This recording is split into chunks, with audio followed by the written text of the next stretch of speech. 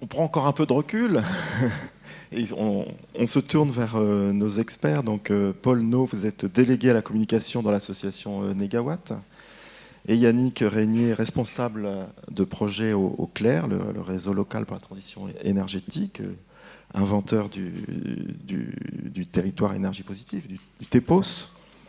J'ai envie de poser tout de suite une question à Paul No par rapport à la question de l'efficacité, parce que vous êtes, vous, l'inventeur du scénario Négawatt, dont on a parlé dès l'introduction de ce colloque.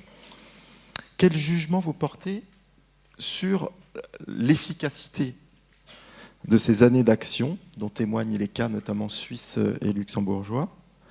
Est-ce que ça répond à votre scénario?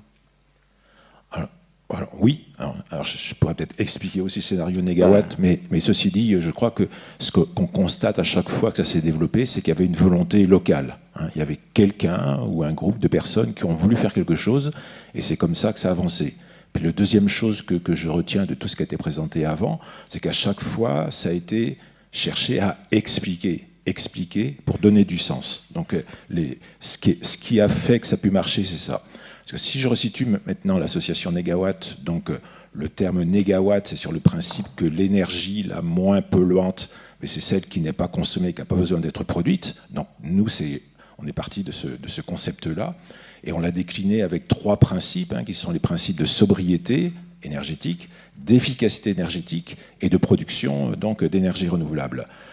Et ce que l'on peut voir aussi, c'est qu'à chaque fois, donc si ça a été expliqué, ces développements d'énergie renouvelable, je ne sais pas, c'est une question qu'on pourrait poser, est-ce qu'il y a eu une démarche à côté de porter le message de sobriété? Parce que nous c'est important, parce qu'on montre dans le scénario Négawatt qu'entre maintenant et 2050, en mettant en œuvre la sobriété énergétique, donc c'est une sobriété individuelle, mais aussi surtout collective, on diminue nos besoins énergétiques d'1 tiers. C'est-à-dire qu'on consomme que de 2 tiers, on consomme que le tiers que ce qu'on consomme actuellement. Ça veut dire qu'on consomme dans le transport, dans des personnes et des marchandises, dans le chauffage, dans l'électricité spécifique, on consomme en 2050 seulement le tiers parce qu'on est dans un monde qui est un monde d'ébriété énergétique.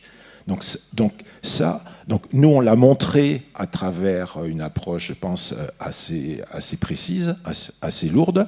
Et puis maintenant, c'est Yaka. Yaka, comment on fait? Et c'est pour ça qu'on est très content de tout ce qui se passe, parce que dans chaque territoire, dans chaque endroit, ça va être des réponses qui sont différentes, mais on est dans ça.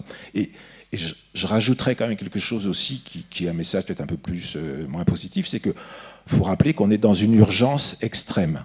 Et quand on voit le temps des projets, que ce soit ces différents projets, on est à l'échelle de 4 ans, 5 ans, 10 ans, et l'urgence climatique, elle est extrêmement, extrêmement forte. Et donc, s'il y a un petit bémol, c'est celui-là. Justement, par rapport à cette urgence, quels sont les freins que vous percevez en France? Alors, les freins ne sont pas techniques. Nous, on fait des scénarios tous les 5 ans, avant les élections présidentielles, pour que le message soit porté. Et entre les 2 derniers, on a constaté que sur le plan technique, il y avait par exemple une baisse du prix du kilowattheure des énergies renouvelables très conséquente. Donc, le moyen de production d'électricité les moins chers aujourd'hui de ces énergies renouvelables, que ce soit le photovoltaïque, que ce soit l'éolien sur terre ou l'éolien en mer. Donc, le frein n'est pas là. Le frein n'est pas globalement à une acceptabilité locale. Alors, je dirais qu'il y a des râleurs partout, et on rencontre des gens qui vont être réticents à des projets. Donc aujourd'hui, moi, je vois le principal frein, il est administratif, réglementaire et juridique. Et il vient d'avoir, donc ces jours-ci, un progrès très fort où, en ce qui concerne les recours, parce que jusqu'à présent, il y avait possibilité de faire 3 recours contre les projets d'énergie renouvelable, et donc il y a une étape qui a été supprimée, c'est donc le tribunal administratif, et on va gagner sans que ça va porter atteinte à la démocratie ni à la valeur des projets. On va supprimer une étape, et donc les recours ne vont pas dépasser maintenant 3 ans ou quelque chose comme ça, alors qu'aujourd'hui ça peut atteindre 6 ans ou 8 ans. Donc on est il y a des décisions telles que celle-là, c'est des décisions très importantes pour le développement des énergies renouvelables en France. Yannick, tu veux réagir aussi sur les cas que tu as entendus, notamment alors, avec plaisir. Donc effectivement, peut-être un mot sur Leclerc, réseau pour la transition énergétique. C'est un réseau de 300 acteurs au niveau national qui en fait mettent en œuvre la transition sur le terrain. C'est vraiment des acteurs territorialisés, donc on est bien un réseau national, mais d'acteurs locaux pour la plupart, mais même si pas uniquement. Je voulais déjà faire un petit clin d'œil par rapport à Camille Girard, parce qu'il se trouve que moi, quand j'ai démarré au Clair il y a 10 ans, je coordonnais un projet européen qui s'appelait la Ligue des champions des énergies renouvelables, dont il a officiellement donné le coup d'envoi, on peut le dire. Donc voilà, c'est peut-être pour témoigner de l'importance des réseaux, parce qu'évidemment, ces initiatives européennes extranationales ont permis de créer le fond de ce qui est dans Territoire Énergie Positive.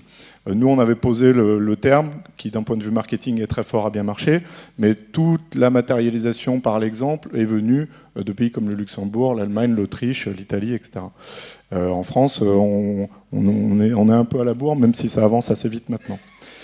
J'ai identifié ce que nous, on appelle les opérateurs énergétiques territoriaux, en fait, c'est-à-dire des structures qui ont un ancrage local, qui ont une compétence et une capacité à porter des projets, c'est-à-dire à porter des investissements, mais naturellement, puisqu'ils sont dans le territoire, en lien et en bonne concertation avec les acteurs du territoire, et avec tout un tas en fait, de plus-values systémiques derrière. Tu cites BKV dans le cas suisse, et puis oui, Energiepark BKV Rheiden. et puis Energiepark Rheiden. Des Energieparks, justement, on en voit en Autriche, en Allemagne, et en France, c'est relativement... Enfin, encore un peu rare. Alors le Thouarset, c'est un poil différent parce que ce sont des projets dans un parc d'activités, mais qui ne sont pas encore aujourd'hui nécessairement portés par les acteurs du territoire, même s'ils interagissent énormément avec le projet. Et nous, on les qualifie de bras armés de l'autonomie énergétique des territoires, mais en fait plus largement de bras armés de l'autonomie territoriale. C'est-à-dire qu'en fait, aujourd'hui, on a un énorme problème de dépendance des collectivités à l'État, d'autant plus que l'État a réduit les moyens accordés aux collectivités locales. Et la transition énergétique, pour nous, c'est très fort. Et on reprend ça encore sur les Allemands. C'est un moyen de créer de la valeur durablement dans les territoires. Alors de la valeur, des valeurs, on peut y mettre un peu ce qu'on veut, mais notamment de la valeur en euros qui permet d'alimenter un projet non dépendant de l'État. Et on a un gros problème en France avec ça.